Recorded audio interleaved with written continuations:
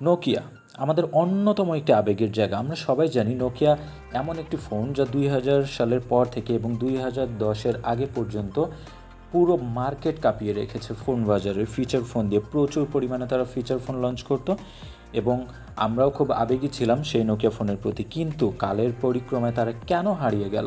স্মার্টফোনের জগতে তারা কেন রাজ করতে পারলো না? তার একটি কারণ, সেটা হচ্ছে সময়ের বিপরীতে গিয়ে তারা ফোন লঞ্চ করেছে। যেমন অ্যান্ড্রয়েডে যখন জয়যাত্রা চলছিল তখন তারা মাইক্রোসফটের সঙ্গে কোলাবোরেট করে প্রচুর ফোন বের করলো এবং একের পর এক সেটা ফ্লপ করতে থাকলো।